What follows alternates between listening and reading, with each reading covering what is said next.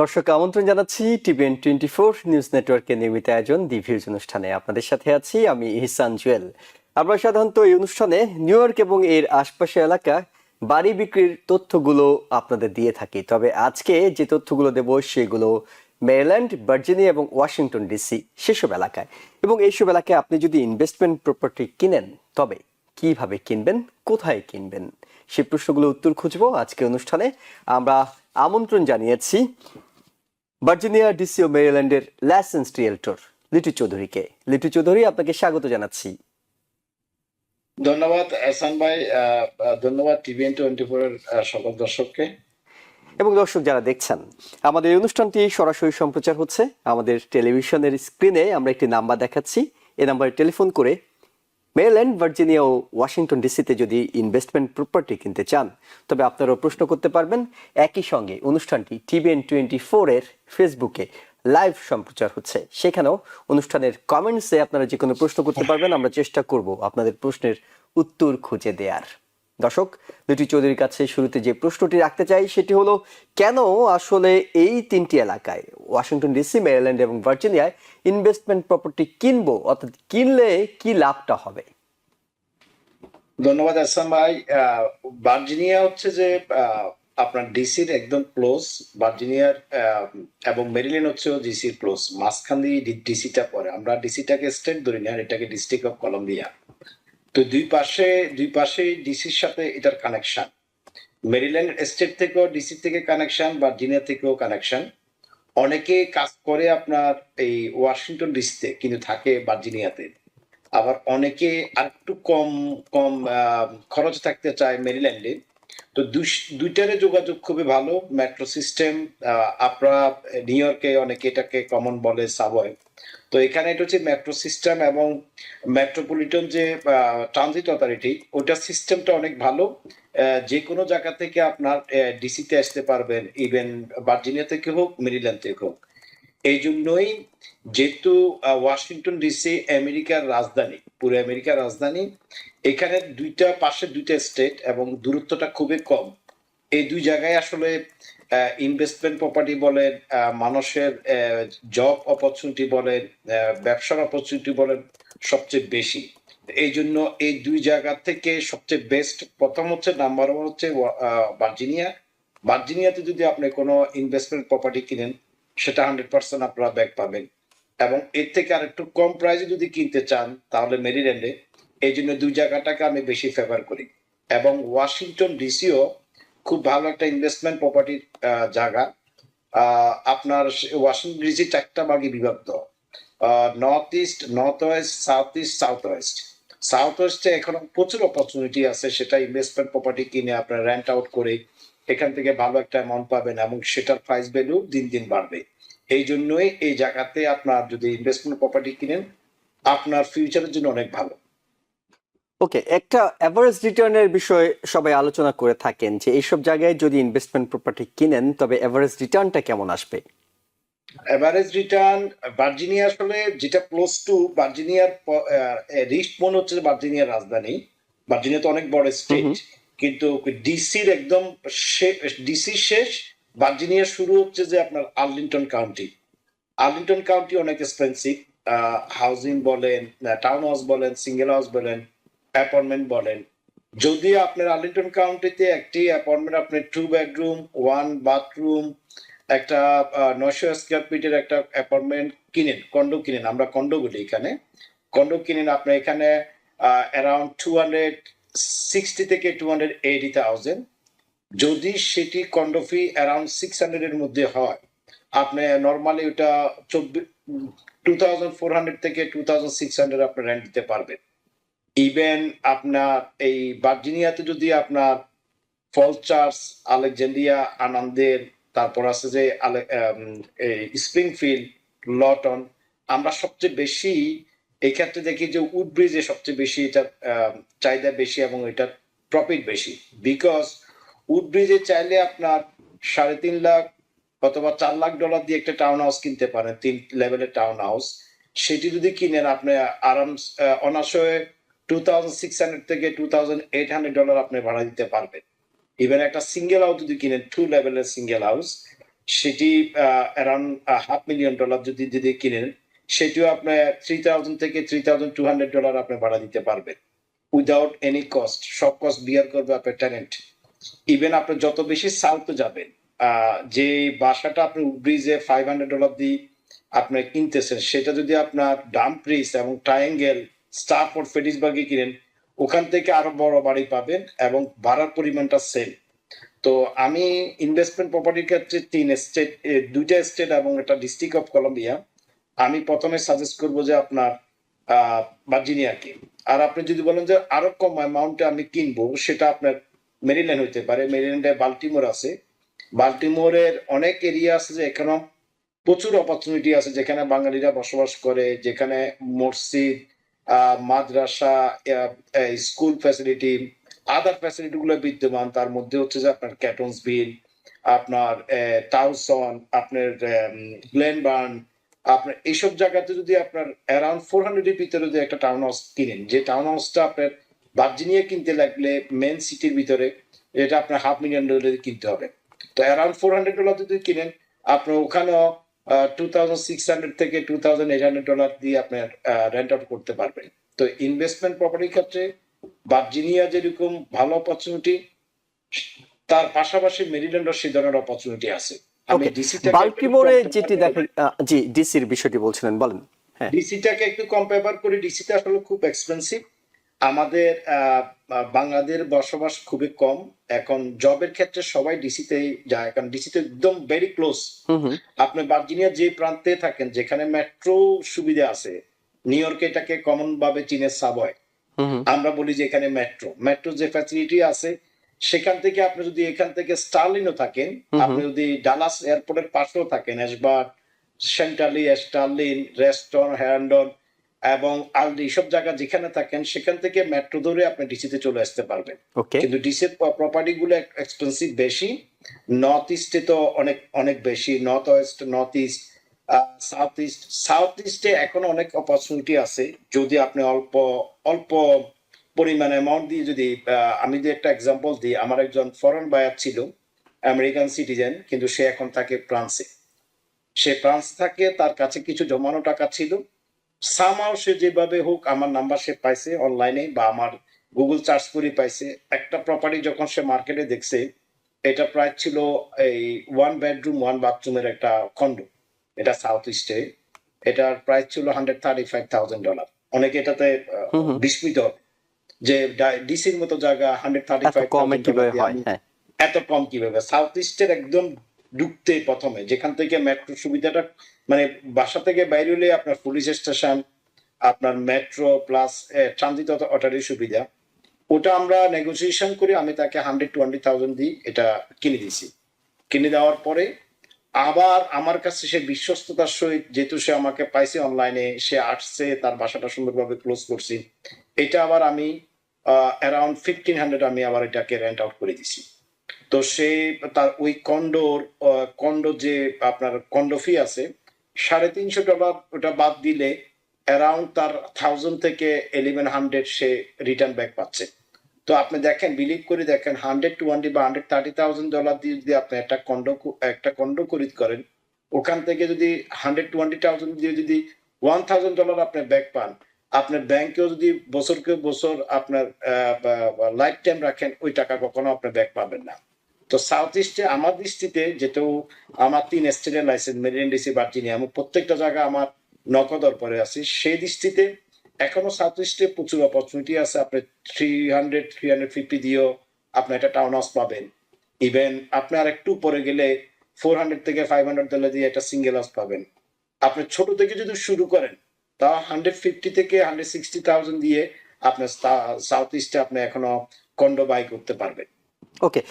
Northern Virginia এবং বাল্টিমোরের কথা যদি একটু জিজ্ঞেস করি, নর্দার্ন ভার্জিনিয়া একটা সময় রেন্টালের ইনকামের জন্য হটস্পট হিসেবে বিবেচনা করা হতো, আবার বাল্টিমোর পোস্ট প্যান্ডেমিক সময়ে এসে বাল্টিমোরের কি অবস্থা? বাল্টিমোর খুবই ভালো। বাল্টিমোর ডাউনটাউন তো অনেক, এটা একটা ট্যুরিজম এরিয়া। ডাউনটাউনের আশেপাশে, যেটা আমার এক্সপিরিয়েন্স থেকে গত 5 বছর থেকে বলতেছি, আমি অনেক ট্রানজাকশন করছি। আবার এই বাল্টিমোরের মেরিল্যান্ডের সব জায়গা যে চিপ, সেটাও ভুল। মেরিল্যান্ডের কিছু ফোর্স এরিয়া আছে যেগুলো খুবই হাই ক্লাস এবং খুবই এক্সপেন্সিভ এরিয়া, যেমন এলিগর সিটি, যেটা আমার জুনে একটা বাসা ক্লোজিং হয়েছে যে $1.4 মিলিয়ন। ওকে, 1.4 million almost dollar new York সিটির মতো দাম। হ্যাঁ, এলিগর সিটিটা হচ্ছে যে ওই সাইডের ভিতরে সবচেয়ে বেশি এক্সপেন্সিভ এরিয়া। কিন্তু আপনি যদি একটু মিডল মধ্যবিত্ত উচ্চ মধ্যবিত্ত দিকে চিন্তা করেন, সেটার দিকে ক্যাটনসভিল সবচেয়ে বেস্ট। সেখানে প্রচুর মিক্স কমিউনিটি থাকে। আপনি যখন বাসা কিনবেন, যে হুম হুম। বাসা কিনুক, যার মাধ্যমে বাসা কিনুক, দিস ইজ ওপেন মার্কেট এবং শপ অ্যারাউন্ড, আপনার কাছে যার কাছে আপনার ভালো লাগবে এবং যার প্রতি আপনার আস্থা বিশ্বাস সৃষ্টি হবে, তারা দিয়ে আপনি বাসা কিনবেন। কিন্তু বাসা কেনার আগে আপনাকে এটা মাথায় রাখতে হবে যে এটা ফিউচার কি, এটার আশেপাশে মার্কেট আছে কিনা, এটার কমিউনিকেশনটা কেমন, এটার বা আশেপাশে মেট্রোর সার্ভিস আছে কিনা, স্কুল কেমন, এবং আশেপাশে যে আদার যে ফ্যাসিলিটি গুলো আমরা এশিয়ানরা বা আমরা খুঁজি, সেই জিনিসগুলো আছে কিনা। এবং আমি আমি যে উদ্দেশ্যে বা এই ইনভেস্টমেন্ট প্রপার্টিটা কিনতেছি, সেটার রেন্ট হবে কিনা এবং রেন্ট প্রাইসটা কেমন। যেমন আমার গত সপ্তাহে একটা ক্লায়েন্ট ছিল টাউসন, মেরিল্যান্ড, এটাও বাল্টিমোরে পড়ছে। কিন্তু এটার জায়গাটা একটু ভিন্ন, ওখানে অফিস আদালত বেশি, ওখানের সিস্টেমটা অনেক উন্নত। তাওসানে যে বাসাটা আমি দেখিয়ে এসেছি, ওটা হচ্ছে যে $340,000। এটা টাউন হাউস, 3 লেভেলের টাউন হাউস, ওয়ার্কআউট বেসমেন্ট। এখন আমি সেটা নিয়ে আমার ব্রায়ার যদি আমাকে সিগন্যাল দেয়, আমি হয়তো বা এটা কালকে পরশুটা অফার করতে পারি। আপনি দেখেন যে এই প্রপার্টিটা যদি সে অ্যারাউন্ড 320 থেকে 330,000 দিয়ে কিনতে পারে, এটা আমি ওখানে আবার আমাকে সে যখন তাকে আমি বাসা শো করছি, সে আমাকে অপশন দিয়েছিল যে রিটু তুমি আমাকে, এটা আমার ফরেন একজন বায়ার, একজন আমেরিকান বায়ার, সে বলছে তুমি দেখো যে এটার এখানের এই এরিয়ার ভিতরে রেন্টাল প্রপার্টি কেমন ও কত টাকা রেন্ট যায়। আমি সেটা সিএমএ করে দেখলাম এবং সেটার অবস্থা দেখলাম 2,400 থেকে 2,600 পর্যন্ত এই ধরনের হাউস রেন্ট প্রপার্টি হয়। তো সে অ্যাডজাস্টমেন্ট করার চেষ্টা করতেছে, যদি আমি 320 বা $25,000 দিয়ে এটা কিনি এবং আমার যে ডাউন পেমেন্ট সবকিছু মিলে, যে আমার মর্গেজটা কত ব্যালেন্স হচ্ছে, এটা বেশি ইম্পর্টেন্ট একটা বিষয় যারা কিনবে। হুম হুম। এবং সে দেখলো যে মর্গেজ ব্যালেন্সটা তার ঠিকই হচ্ছে, সে চাইতেছে যে আপাতত সে একটা ইনভেস্টমেন্ট প্রপার্টি কিনে সেটাকে সে রেন্ট আউট করবে এবং তার মর্গেজটা আসলেও সেইটা তার জন্য এটা ভালো। সে এই মর্গেজ পেমেন্ট ওই রেন্টের দিয়ে টাকা দিয়ে সে মর্গেজটা চালাইতে পারলো। আগামী 1 বছর পরে এই প্রপার্টি ভ্যালু হবে মিনিমাম 30 থেকে 50,000 আপ। ওকে। সেম আরেকটা কেস আপনার উডব্রিজে, উনি আমার একজন সম্মানিত বায়ার, উনি অনেক একটা প্রপার্টি কিনতে চাইতেছে, উনি অনেক বড় ডাউন পেমেন্ট দিচ্ছেন, সেটা আমি উডব্রিজে ডাউন ব্রিজে কিনে দিচ্ছি ওনাকে 470 দিয়ে, একটা টাউন হাউস। তো ওনার ছিল যে ভিউ ছিল যে উনি ওখানে ইনভেস্টমেন্ট প্রপার্টি কিনছে, উনি থাকে অন্য জায়গায়। তো ওনার ভিউ ছিল যে ওইটা কিনে ওটা যে মর্গেজ যেটা ভাড়া আসবে ওটা দিয়ে ওনার মর্গেজ চললে হলো। অনেকে আবার বলে যে আমার গায়ে থেকে যদি $200 যায়, ইটস ডাজেন্ট ম্যাটার, যেহেতু ইন্টারেস্ট রেট হাই, সেই ক্ষেত্রে আপনার এই মর্গেজটা অনেক সময় আপনার অ্যাডজাস্ট হয় না। উনি যে ডাউন পেমেন্ট দিছিল, যে প্রাইজে বাসা কিনছে, যে পরিমাণ পেমেন্ট এখন আসতেছে, ওনার মর্গেজ হয়তো বা $200 ওনার পকেট থেকে যাবে। তো $200 গেলে ইজ ফাইন। আপনার আপাতত 1 বছরে আপনার যে এখন ইন্টারেস্টের 6.50, 6.75, 6.25, আপনি বলতেছেন যে আমি ইন্টারেস্টের হাই, আমি এখন বাসা কিনবো না, আমি আরো পরে কিনবো। যখন ইন্টারেস্টেড ডাউন হবে তখন প্রাইস রেঞ্জ হয়ে যাবে আপ। তো আপনি এখন বাসাটা কিনে $200 যদি আপনার একটা সাধারণ ক্যালকুলেশন করেন, $200 যদি আপনি প্রতি মাসে আপনার এক্সপেন্ড করেন, প্রতি আপনার পকেট থেকে এক্সট্রা দিচ্ছেন মর্গেজ বা এক্সট্রা দিচ্ছেন বিকজ ইন্টারেস্টের হাই কারণে, ঠিক আছে, ওয়ান ইয়ারে আপনার কত দিচ্ছেন 2,400, কিন্তু 1 ইয়ার পরে তো 470 বাসা হয়ে যাবে 500। তো 30,000 আপনার জন্য বেশি না আপনার জন্য 2,400 বেশি? সেটা চিন্তা করি অনেকে বাসা কিনে রাখতেছে। কেন এই রিয়েল এস্টেট মার্কেট বলেন আর গোল্ড মার্কেট বলেন, এটা একমাত্র প্রফিটেবল এবং সবচেয়ে স্টেবল। আদার কোনো জায়গা কোনো সেক্টরে আপনি কিন্তু ইনভেস্টমেন্ট করে কেউ সেই ধরনের ফিডব্যাক নাও পেতে পারে। এই জন্য রিয়েল এস্টেটটাকে বর্তমান মার্কেটে আপনি দেখছেন বিগত কোভিড এর পরে 5 বছর পরে প্রত্যেকে যারা বাড়ি কিনছে, আপনার অভিজ্ঞতা থেকে এবং টিভিএন এটার জন্য দায়ী, বিকজ টিভিএন যে পরিমাণ এই ব্যাপারে আপনার ভিউজের প্রোগ্রামগুলো করে, যেভাবে সচেতন করছে, যেভাবে প্রত্যেক সপ্তাহে আমাদেরকে বায়ারকে কাউন্সিলিং করতেছে, তো এটার কারণে কিন্তু অনেকে বাড়ি কেনার জন্য আগ্রহ প্রকাশ করতেছে এবং মাঠে নামছে এবং অনেকে বাড়ি কিনছে। বাড়ি কিনাটা আসলে একটা সামান্য একটা নিজের ইচ্ছার একটা ব্যাপার, এটা বড় কোনো আমেরিকাতে বড় কিছুই না আমার দৃষ্টিতে, আমি মনে করি। জি, এবং আপনি বলছিলেন টিবিএন দায়ী, এ ধরনের দায় নিতে পেরে আমরা নিজেরাও তৃপ্ত যে অন্তত আমাদের টিভিএন যে পরিমাণ, আগে তো এই হ্যাঁ মার্কেট অন্ধকার ছিল, বি অনেস্ট। আমি টিভিএন এর সাক্ষাৎকার দিচ্ছি এই জন্য টিভিএন এর কথা আমি বলতেছি না। এই মার্কেট অন্ধকার ছিল, এই মার্কেট সম্বন্ধে মানুষের অনেক কিছু জানা ছিল না। ইভেন রিয়েল এস্টেট সম্বন্ধে অনেক অন্ধকার ছিল, কিভাবে বাড়ি কিনতে হয়, কি প্রসেসে বাড়ি কিনতে হয়। আজ থেকে 5 বছর আগেও আমি যখন বাড়ি কিনছি আমি তো অন্ধকারে ছিলাম। যখন টিভিএন প্লাস এবং কিছু ফুল টাইম রিয়েলটার এবং প্রফেশনাল রিয়েলটার এবং যারা এই মার্কেটে আসে, মার্কেটটাকে পুরো চেঞ্জ করে দিই পুরো আমেরিকাতে। আপনার সেটা একটা উদাহরণ দেখেন না আপনার, যে বাফলোতে কি পরিমাণ এখন বাস্ট বাড়ির হয়েছে, দাম বেড়েছে এবং মানুষজন যে গিয়েছে। দাম বেড়েছে বা কি অবস্থা, সেটা কে করেছে? আমরা সমন্বয়িত করি, আমরা বায়ারকে উদ্বুদ্ধ করে বায়ারকে রাস্তাগুলো দেখাই দিছি। এই জিনিসটা যদি বায়ারকারা না জানতো কিভাবে বাড়ির লোন কিনতে হয়, কিভাবে প্রসেস, এই যে স্বচ্ছতা ব্যাপারটা নিয়ে আসছেন, এটার জন্য আসলে টিভিএন অবশ্যই এটার খুব সংক্ষেপে আপনার কাছে জানতে চাই, সেটা হলো যে সেখানকার যে রেন্টাল প্রপার্টি গুলোর মধ্যে অনেকে এয়ারবিএনবি করার কথা ভাবেন, সেটির আসলে রিটার্ন কেমন? এয়ারবিএনবি ভালো, কিন্তু এয়ারবিএনবি যখন আপনি, বারবার আমি বলি, যখন আপনি বাসা যেখানেই কিনবেন, এটা ইনভেস্টমেন্ট ক্ষেত্রে হোক আর আপনার নিজে থাকার ক্ষেত্রে হোক, অথবা আপনি এয়ারবিএনবি করবেন, অথবা আপনার এয়ারবিএনবি ছাড়াও আছে ফার্নিশ ফাইন্ডার, আরো বেশি হচ্ছে। আমরা এয়ারবিএনবিটা কমন জানি বা উবারটা আমরা কমন জানি, মুখে বলতে উবার বলি। এর বাইরেও কিন্তু আরো ভালো ভালো প্রোগ্রাম গুলো আছে যেগুলাতে রেন্ট আউট করে। ফার্নিশ ফাইন্ডারও আপনার খুব ভালো রেন্ট আউট করে, তারা খুব প্রফেশনাল লোকের কাছে রেন্ট দেয়। মাথা রাখতে হবে যেখানে বাসা কিনবেন যাতে এইচওএ না থাকে। এইচওএ থাকলে কিন্তু আপনার অনেক কিছু রুলস রেজুলেশন থাকে, এবং কিছু কিছু এইচওএ কিন্তু আগে থেকে বলে দেন you can rent out or you can do for Airbnb. তো আপনাকে বাসা কন্ট্রাক্ট দেওয়ার আগে, বাসা যখন দেখবেন, আপনার এজেন্টের মাধ্যমে আপনি এটা মেক শিওর হবেন তাদের কোনো রুলস রেজুলেশন আছে কিনা, রিকোয়ারমেন্ট আছে কিনা।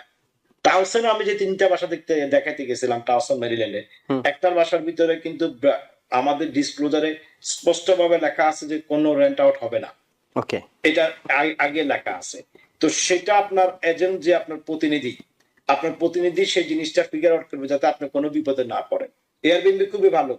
আপনার নিউ ইয়র্ক থেকে অনেক লোক আসতেছে যারা বেড়াতে আসে ডিসিতে, তো তারা চিন্তা করলো ডিসির একটা রুম তো অনেক expensive, hotel room. Even Virginia যেগুলো ক্লোজ টু ডিসি বলতে গেলে আপনি ভার্জিনিয়া যদি আর্লিংটন, ফেয়ারফ্যাক্স, আনান্দেল, আলেকজান্ড্রিয়া, স্প্রিংফিল্ড এসব জায়গা থাকেন, এখানে থাকা মানে আপনি ডিসি থাকা সমান কথা। ম্যাক্সিমাম আপনি এখন যেখান থেকে বসে সাক্ষাৎকার দিচ্ছি, সেখান থেকে ডিসি যেতে হলে আমার ম্যাক্সিমাম লাগবে 18 থেকে 20 মিনিট। ওকে, তো I can rent out for. জি, আপনার কাছে শেষ প্রশ্নটি করতে চাই, সেটি হলো যে যারা ইনভেস্টমেন্ট প্রপার্টি কিনছেন তাদের রেন্টালের ক্ষেত্রে আপনারা রিয়েলটররা কোনো সহযোগিতা করেন কিনা, কিংবা যারা ভাবছেন কিনবেন তাদের ব্যাপারে আপনি কি বলবেন? অবশ্যই আপনার রিয়েলটরের কাজ হচ্ছে যে একটা full time realtor, professional realtor কাজ হচ্ছে তার শুধু বাড়ি কিনে দেওয়া না, তার বাড়ি কেনার পরেও তার সাথে সম্পর্ক বিল্ড আপ করা। আমার দৃষ্টিতে সম্পর্ক বিল্ড আপ করা, আপনার সম্পর্ক হয়টা এখান থেকে শুরু। আপনার সব ধরনের সহযোগিতা করতে পারে। যদি আপনি মনে করেন যে আমি ইনভেস্টমেন্ট প্রপার্টি কিনে আমার একজন রিয়েলটরের মাধ্যমে সেটা আমি ম্যানেজ করব, সেটা করতে পারে। আর সেটা ছাড়াও আরো প্রফেশনাল করতে পারে প্রপার্টি ম্যানেজমেন্ট। এখানে সো মেনি প্রপার্টি ম্যানেজমেন্ট আছে যারা সার্টিফাইড প্রপার্টি ম্যানেজমেন্ট, যেটা আপনার বাসাটা, আপনার আছেন ক্যালিফোর্নিয়া অথবা আপনি আছেন নিউ ইয়র্কে, আপনার বাসাটা তারা মেনটেন করবে। এই প্রপার্টি ম্যানেজমেন্টের মাধ্যমে একটা সামান্য ফি দিয়ে আপনি সেটা ম্যানেজ করতে পারবেন। জি, অসংখ্য ধন্যবাদ রিয়েলটর লিটু চৌধুরী আমাদের সাথে যোগ দেওয়ার জন্য, এবং আমাদের দর্শকদেরকে ওয়াশিংটন ডিসি, ভার্জিনিয়া, মেরিল্যান্ড এই 3টি স্টেটে কেউ যদি ইনভেস্টমেন্ট প্রপার্টি কিনতে চান তাহলে কি ধরনের সম্ভাবনা সেখানে রয়েছে এবং কিভাবে আপনারা সহযোগিতা পেতে পারেন সেসব বিষয় জানানোর জন্য আমরা ছোট্ট একটা বিরতি নিচ্ছি। বিরতির পর ফিরে আমরা কথা বলবো নিউ ইয়র্ক স্কুলে, গিফট অ্যান্ড ট্যালেন্টের স্কুলে এর প্রোগ্রামগুলো বাড়তে যাচ্ছে সেসব বিষয় নিয়ে কথা বলবো। আমাদের সঙ্গে থাকুন। দর্শক, আবারও স্বাগত জানাচ্ছি দ্বীপভিউজ অনুষ্ঠানে। আপনাদের সাথে আছে আমি এহসান জুয়েল এবং এই পর্যায়ে আমরা কথা বলবো নিউ ইয়র্কের স্কুলে গিফট অ্যান্ড ট্যালেন্টেড প্রোগ্রামের সুযোগ বাড়ছে এইসব বিষয় নিয়ে কথা বলতে আমাদের সাথে স্টুডিওতে আছেন খান টিউটোরিয়ালের সিও ডক্টর ইভান খান। ইভান ভাই, আপনাকে স্বাগত জানাচ্ছি। থ্যাংক ইউ সো মাচ টিভি24 সবাইকে। জুয়েল ভাই, আমরা একেবারে সুখবর দিয়ে শুরু করতে চাই। সুখবরটি হলো যে এখানকার ল রেগুলেশনে কোন রকম পরিবর্তন আসছে কিনা, অর্থাৎ গিফট এন্ড ট্যালেন্টেড স্কুল এবং স্পেশালাইজড হাই স্কুলগুলোর ব্যাপারে নতুন কোনো খবর আছে কিনা? এখন স্পেশালাইজ হাই স্কুল ব্যাপারে যারা যারা 7th গ্রেডে পড়ছে ওরা সব ভর্তি হচ্ছে, কারণ ওদের পরীক্ষা আসছে 12 মাসে। যারা যারা ক্লাস 8 এর ওদের এখন রেজিস্ট্রেশন চলছে। তো এখন প্রত্যেকটা বাবা মা, যতই আমরা ইউটিউবে ভিডিও পাঠাই, ছবি পাঠায়, ওরা অনেক সময় মেক শিওর করার জন্য অফিসে এসে একবার প্রশ্ন করে যাচ্ছে একদম র্যাঙ্কিংটা। এখন আমাদের 5টা থেকে 8টা স্পেশালাইজ হাই স্কুল আছে, কোন কোন হাই স্কুল সবচেয়ে জরুরি। এখন আমরা সবসময় অ্যাডভাইস করি যে র্যাঙ্কিং এর কাট অফ অনেকটা টার্গেটস থাকে। টার্গেটস হলো আমাদের সবচেয়ে নাম করা স্কুল স্টাইভেসেন্ট, ওটা সবচেয়ে হাইস্ট মার্কস দরকার হয়, সেটা 560 মতো। তারপরে কিন্তু ব্রঙ্ক সায়েন্স, তারপরে 3 নম্বরে আমাদের ব্রুকলিন টেক, তারপরে 4 নম্বরে আমাদের ব্রুকলিন ল্যাটিন। তো এইভাবে আমাদের র্যাঙ্কিংটা বসিয়ে অনেকজন আসছে আমাদেরকে প্রশ্ন করতে, দেখতে যে গত সপ্তাহে একটা রিপোর্ট আসলো যে কুইন্স যে স্পেশালাইজ হাই স্কুল, যেটা ইয়র্ক সায়েন্স, ওইটাও অনেক তুখার ভাবে একটা নাম্বার 1 স্পটে এসছে একটা র্যাঙ্কিং এ। তো এটা দেখে অনেক প্যারেন্টস চিন্তা করছে, থাক স্টাইভেসেন্টে না পাঠাই, বাসার পাশে একটা নাম্বার 1 চলে আসছে।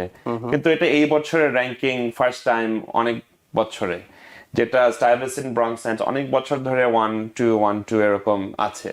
তো যেটা একটা আর্টিকেল আসতে পারে, আপনারা সাহস নিয়ে 5টায় র্যাঙ্কিং দেবেন, Stuyvesant, Bronx Science, Brooklyn Tech, Brooklyn Latin. আর ইয়র্ক সায়েন্সে যারা যারা আপনারা কুইন্সে আছেন, ওরা ব্রঙ্ক সায়েন্সে পরে 3 নাম্বার দিবেন। So Stuy, Bronx, York Science কুইন্সের, ব্রুকলিন টেক, তারপরে ব্রুকলিন ল্যাটিন, কারণ এটা সবচেয়ে আমাদের লোয়েস্ট কাট অফ দরকার। তো এই প্রশ্নটা, এই একটা সামারি পাওয়ার জন্য অনেক বাবা মা ফোন করছে, জিজ্ঞেস করছে, কারণ ওদের রেজিস্ট্রেশনের ডেডলাইন আছে আগামী এই সপ্তাহে। কত তারিখে? এই সপ্তাহে 21 থেকে 25 তারিখের মধ্যে মনে রেজিস্ট্রেশন শেষ, কিন্তু শুরু হয়েছে 7 তারিখে। ওকে, সো 7 তারিখে শুরু হয়েছে।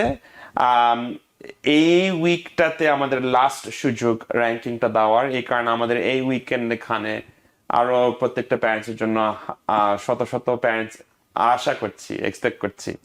ওকে, আমরা বুঝতে পারলাম যে হয়তো র্যাঙ্কিং দেওয়ার শেষ সুযোগ এই সপ্তাহে, কিন্তু এই যে গিফট এবং ট্যালেন্টেড স্কুলে ভর্তির জন্য কত সময় আগে থেকে প্রস্তুতিটা শুরু করা উচিত? গিফটেড এন্ড ট্যালেন্টেড নিয়ে এখন একটা কন্ট্রোভার্সি হয়ে গেছে, কারণ আমাদের মেয়র ইলেকশনে আমাদের ক্যান্ডিডেট, আমাদের ভাই জোয়ান নন্দানি বলছে যে দেখো, আমাদের গিফটেড ট্যালেন্টেডটা হয়তো বা এত কম বয়স থেকে না শুরু করে আমরা 3rd গ্রেডে শুরু করি। ওকে, তা এখন এটা নিয়ে আমাদের বিভিন্ন মানুষের মানে অ্যাডভাইস আছে, এটা কি কিন্ডারগার্টেনে শুরু হওয়া উচিত নাকি 3rd গ্রেডে শুরু হওয়া উচিত। মিস্টার মামদানি যদিও বলছে কিন্ডারগার্টেন থেকে না শুরু করে 3rd গ্রেডে শুরু করা যায়। অনেকজন যারা এটার মধ্যে বেশি সাপোর্টিভ, ওরা খুব স্পেকুলেটিভলি নিচ্ছে, ওরা বিশ্বাস করছে না যে এটা আসলে কিন্ডারগার্টেনে থামবা নাকি তুমি মেয়র হয়ে পুরোপুরি গিফট ট্যালেন্টটা ধ্বংস করবা। ওর বিরুদ্ধে যারা, ওরা এখন এসে বলছে, একটা ল করছে যে না, গিফটেড ট্যালেন্ট আরো বেশি হওয়া উচিত, আরো এক্সপ্যান্ড করা উচিত, স্পেশালাইজড হাই স্কুল সিট স্কুল আরো বেশি করা উচিত। তো এখন ইলেকশনের আগে আমরা কমিউনিটিতে দেখছি অনেকজন, বেশিরভাগ মানুষ মামদানির পক্ষে, আর যারা যারা কোমর পক্ষে আছে, এই দুই সাইড ব্যাক এন্ড ফোর্থ যাচ্ছে।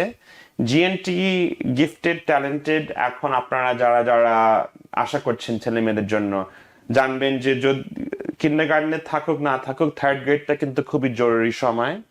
আর পরীক্ষা হোক, টিচার থেকে রেকমেন্ডেশন হোক, যে সিস্টেমে তারা ডিসাইড করুক, আমরা চেষ্টা করব যে প্রত্যেকটা বাচ্চা আমার বিশ্বাসটা প্রত্যেকটা স্কুলে একটা গিফটেড ট্যালেন্টেড ক্লাস থাকা উচিত, প্রত্যেকটা স্কুলে। কারণ যদি প্রত্যেকটা স্কুলে রাখা যায় তাহলে কোনো বাচ্চাকে বলা যায় না যে না এই স্কুলে, তোমার স্কুলের পাশে নাই, তোমার অনেক দূরে যেতে হবে গিফটেড ট্যালেন্ট যেতে।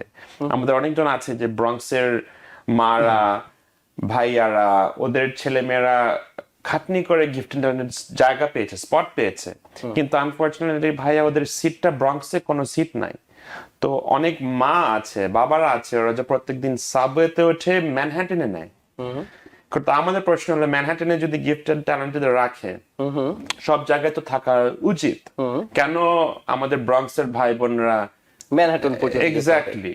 তো অনেকজন বিশ্বাস যে এরকম সুযোগ, যে যে অনার্স ক্লাস, অ্যাক্সেলারেটেড ক্লাস, এগুলো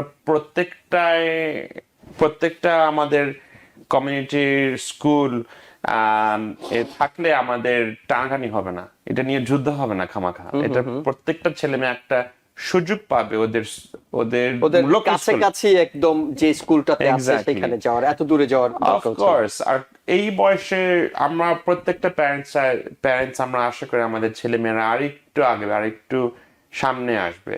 কিন্তু তার মানে না যে এত জনের সাথে এই ছোট বয়স থেকে দূরে যাওয়া, অনেক বেশি ফ্যাক্টরস বেড়ে যায়। যখন কাছে রাখতে পারলে জিএনটি প্রত্যেকটা স্কুলে, এটা আমাদের বিশ্বাস। কিন্তু যদি থার্ড গ্রেড থেকে শুরু করে মামদানির প্রস্তাবনা অনুযায়ী এটি কি ভালো হবে নাকি আগের সিস্টেমটা ভালো? এখন অলরেডি মামদানি কিন্তু নতুন কোনো কিছু আনছে না, এখন দুই সিস্টেমই আছে, কিন্ডারগার্টেন আছে, থার্ড গ্রেডও আছে। ওর জিনিসটা হলো কিন্ডারগার্টেন থেকে তুলে থার্ড গ্রেডটা পরে দেখা যাক, এরকম। থার্ড গ্রেডটা আমরা মানে এটা কি চিন্তা করছে বাচ্চাদের ম্যাচুরিটির জন্য যে একটু আসলেই ট্যালেন্টেড কিনা, সেটি তো থার্ড গ্রেডের আগে আরেকটু বড় হওয়ার আগে বোঝাটা একটু কঠিন। এক্স্যাক্টলি। তো এখন আমাদের বুঝতে হবে যে এটা কি আমাদের শিক্ষার এভিডেন্স রিসার্চ নিয়ে নাকি এটা একটা পলিটিক্যাল এজেন্ডা। এক্স্যাক্টলি। কারণ যদিও মামদানি নিজেই ভালো তুখার স্কুলে গিয়েছে, ওর নিজের বাবা কলম্বিয়া ইউনিভার্সিটির প্রফেসর, জোরান মামদানি আমাদের অনেকজনের মতো ব্রঙ্ক সায়েন্সের গ্রাজুয়েট, কিন্তু এখন যারা তাকে সামনে নিয়ে এসেছে আগে থেকে, ওরা অনেকজন আছে যে ওরা এই বয়সে কিন্ডারগার্টেন লেভেলের জিএনটি সাপোর্টিভ না। তা এখন এটা নিয়ে অনেক প্যারেন্টস কনসার্ন আছে, কিন্তু আমরা দেখি, আশা করছি যে মিস্টার মামদানি ঠিকই মেয়র হবে, আর ওখান থেকে আমরা কথা বলে দেখতে পারি এক্স্যাক্টলি কোনটা করতে পারলে সব ফ্যামিলিরা, বাচ্চারাও সুযোগও পাবে আর সবাই একটা চান্স পাবে। এবং এটা তো আসলে মেয়রের একার ইচ্ছের উপর নির্ভর করে না, এখানে ভোটাভুটির অনেকগুলো বিষয় আছে, কাউন্সিলম্যান থেকে শুরু করে অনেকের মতামতের বিষয় আছে। আপনি এক্স্যাক্টলি ধরতে পেরেছেন, কারণ যত কিছু ল থাকতে পারে, একটা এজেন্ডা হোক, জিএনটি হোক, স্পেশালাইজড হাই স্কুল হোক, বেশিরভাগ জিনিসে কিন্তু ভোট নিয়ে করতে হয়। কোন সিঙ্গেল মানুষও একটা জিনিসের কন্ট্রোল ওদের করতে পারছে না, এরিক অ্যাডামস করতে পারছে না, যেভাবে ট্রাম্প করতে পারছেন না। আর মামদানিও দেখি কিভাবে সবাইকে, মানে ওর অনেকগুলো পলিসি আছে যে আরো কয়েকজন গভর্নিং বডি সিগনেচার অথবা ভোট দিয়ে করতে পারলে তখন পাস করতে পারবে জিনিসটা। ওকে, আমরা নিউ ইয়র্ক সিটি স্কুলের 8 গ্রেডের যে এসএসটি সেখানে আপডেট কি আছে? ওখানে যেটা বলতে পারলাম যে এখন আমাদের 8th গ্রেডের পরীক্ষার মাত্র 2 উইকস away। 2 weeks away। যারা পড়াশোনা করেছে ওরা 12 মাস ধরে করছে, অর্থাৎ 6 মাস ধরে করছে। ওদের জন্য 9 তারিখ রোববার আমাদের খানের লাস্ট ক্লাস, কারণ ওদের 12 তারিখ ওয়েডনেসডেতে ধরেন 30,000 ছেলে মেয়ে পরীক্ষা নেবে। ওকে, 30,000 ছেলে মেয়ে ক্লাস 8, তার মানে 2012 সালের বাচ্চারা, যারা 2012 সালে জন্ম হয়েছে, ওদের ক্লাস 8 এর বাচ্চারা এই পরীক্ষা নেবে 12 তারিখে। যখন 13 সালের বাচ্চারা, 2013 সালে যারা 7th গ্রেড হচ্ছে, ওদের জন্য কিন্তু 1 বছরের মধ্যে ওদেরও কিন্তু এই পরীক্ষার সময় চলে আসবে। তো এখন ওদের প্রিপারেশনটার জন্য ওরা খুঁজছে, বাসায় প্র্যাকটিস করছে, খানে এসে যোগাযোগ করছে, অনেক সময় আমাদের এখানে এসে ফ্রি পরীক্ষা নিয়ে দেখতে পাচ্ছি এক্স্যাক্টলি কোথায়। তো এখন নিউ ইয়র্ক শহরে ধরেন 8 লাখ ছেলে মেয়ে পড়াশোনা করছে। তো এখন 13টা গ্রেড নিয়ে ভাগ করলে ধরেন প্রত্যেকটা গ্রেডে লেভেলে 75,000 ছেলে মেয়ে। এই 75,000 ছেলে মেয়ের থেকে 35,000 40,000 ছেলে মেয়ে এই পরীক্ষা নিবে। আচ্ছা। তো ওখান থেকে মাত্র 3,000 3,500 চান্স পাবে। So এখন এই টপ 5% টপ 10%-এ পৌঁছার জন্য এখন প্রিপারেশনটা কত বয়স থেকে শুরু করতে হয়? অনেকজন 6 গ্রেড শেষ করে পড়াশোনাটা আস্তে আস্তে শুরু করে, আর অনেকজন 7 গ্রেড থেকে শুরু করে। কারণ আমাদের দেখতে হবে যে ব্রঙ্কসে যেরকম শিক্ষা, ওজন পার্ক এলাকায় যেরকম শিক্ষা, জামাইকাতে যেরকম শিক্ষা, জ্যাকসন হাইট, ব্রুকলিন, এই 5টা 6টা জায়গা কিন্তু সব বাঙালি আছে। কিন্তু আমরা সব বাঙালি ভাষা, বাঙালি কালচার হয়েও কিন্তু যখন স্কুলে যাই, নিউ ইয়র্ক শহরে 5টা আঙ্গুলের সমান কি সমান না কিন্তু। So প্রত্যেকটা 5টা ডিস্ট্রিক্টে একটা অনেক বিহাইন্ড, একটা অনেক আগানো, তো কোনো সময় বলা যায় না যে কি করতে হচ্ছে। ওকে, বাট এই যে আমরা ধরে নিচ্ছি 30,000 শিক্ষার্থী এসএটি পরীক্ষার মধ্যে যাচ্ছেন এডকের, তারা অনেকেই যেহেতু পরীক্ষা খুব কাছাকাছি, খুব মানসিক ভাবে উত্তেজিত হয়ে আছেন কিংবা টেনশনে আছেন, যেটা কি আমরা বলতে পারি। যেহেতু আপনার দীর্ঘদিনের অভিজ্ঞতা, সেখান থেকে পরীক্ষায় নিঃসন্দেহে তারা প্র্যাকটিস করেছে, খানে গিয়েছে কিংবা অন্য কোনো টিউটোরিয়ালে গিয়েছে, তারপর তারা এই পরীক্ষাটি দিচ্ছে। তাদের মানসিক ভাবে যাতে পরীক্ষাতে ভালো ফলাফল করতে পারে, আপনার টিপস গুলো কি হবে? সবসময় আগে বলি বাবা মাদেরকে একটু এই কয়েক সপ্তাহটা সাহস দিয়ে চলতে। বাবা মার টেনশন দেখে ছেলে মেয়েদের টেনশন কিন্তু বেড়ে যায়। বাবা মা ভাবছে যে আমি যদি বলি আমাকে অনেক টেনশন, আমার সামনে আসলো ওনার ছেলে, আমি জানি ব্রঙ্ক সায়েন্স ডাইভারসিটি পাবে আমাদের প্র্যাকটিস দেখে, উনি আমাকে বারবার বলছে আমার যেরকম টেনশন আপনি তো জানেন না, আমার তো অনেক টেনশন হচ্ছে। উনি দেখে বুঝতে পারছি যে ওনার রীতিমতো এক্স্যাক্টলি ঘামছেন। আর বারবার ছেলের সামনে বলছে আমি তো টেনশন, আমি খারাপ লাগছে ছেলেটাকে দেখে। কারণ দেখেন ভাইয়া, আপনার ছেলে আমাদের পরীক্ষাতে 88 পাওয়া মানে সার্ভিসেন্টের দিকে, ব্রঙ্কসেন্সের দিকে আশা করতে পারছেন। তা এখন এগুলা করে আপনি যত ঘাবড়াবেন, আপনার ছেলে মেয়ে তো দেখে নিবে জিনিসটা। আমরা বাবা মানুষ, আমরা বাবা মা হয়ে আমাদের একটা মাত্র দায়িত্ব সব সময় যেভাবে হোক ছেলে মেয়েদেরকে একটা সাহস দেওয়া। আর আমরা নিজের মধ্যেও যদি সাহসটা না থাকে, কোনোভাবে আটকায় রেখে চেপে রেখে দেখাতে হবে ছেলে মেয়েদেরকে যে তুমি পারবা, তুমি পড়াশোনা করেছো, তুমি প্রত্যেকটা খানের পরীক্ষাতে এতটুকু পেয়েছো, তুমি চিন্তা নাই, মার দেওয়া আছে, আমরা সবাই মিলে মসজিদ হোক টেম্পলে যে একটু দোয়া করে আসবো, প্রেয়ার করে আসবো, তোমার জন্য দোয়া করে আসবো। তোমার আমরা দেশে এটা এটা জাকাত দিয়েছি যে আমরা আল্লাহ সুবহানাহু ওয়া তাআলার কাছে দোয়া করেছি তোমার একটা ভালো একটা সময় যাক, তোমার ভালো পরীক্ষা। এক্স্যাক্টলি। তো এই সময়টা আমাদের প্যারেন্টসদেরকে বলবো প্রত্যেক দিন রাত্রে ছেলে মেয়েদেরকে একটু ডিনারটা একটু আগে খাওয়াবেন, বলবেন 9 o'clock-এর মধ্যে 9:30-র মধ্যে যে মাস্ট আগে এই একটা মাস একটু আগে বেড টাইম করতে, প্রত্যেক দিন জোর করে হলেও একটু জোর করে নাস্তাটা খেতে।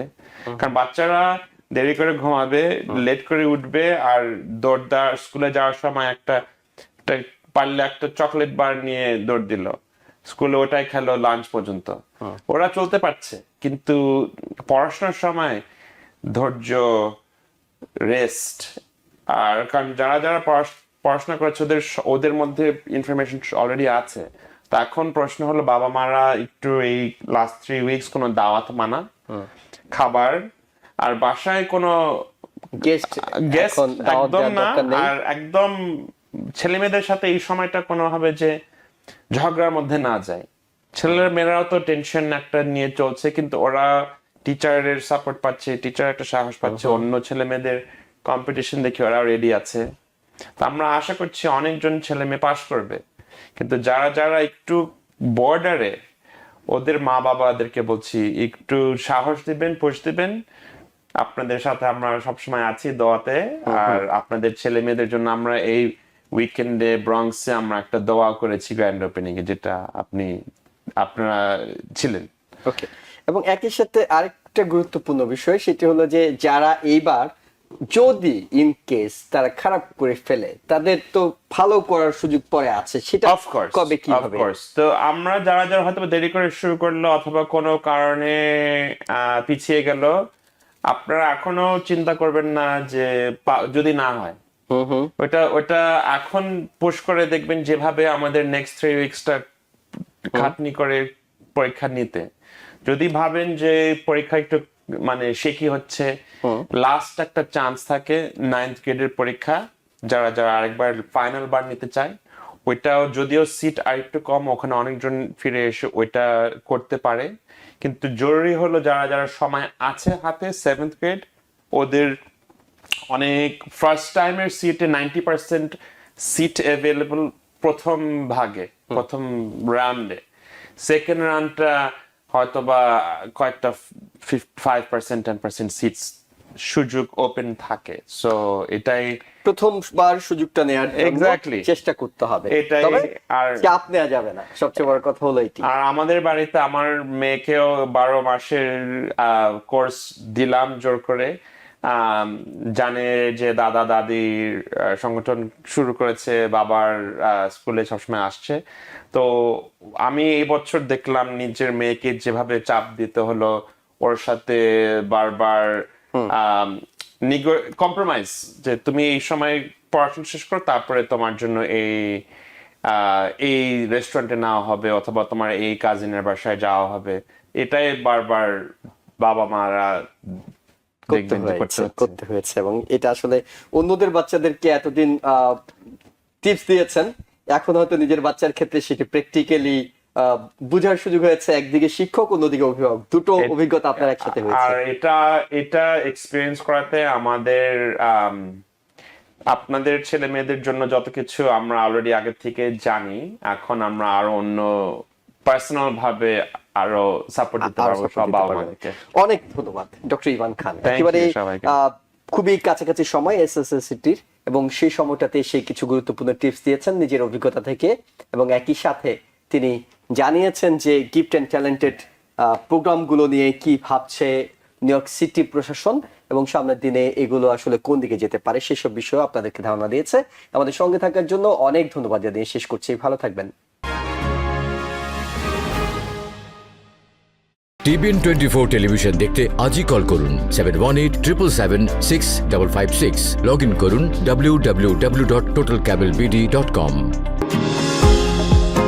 নিউ ইয়র্ক থেকে সম্প্রচারিত TBN 24 টেলিভিশন বিশ্বজুড়ে বাঙালির কণ্ঠস্বর।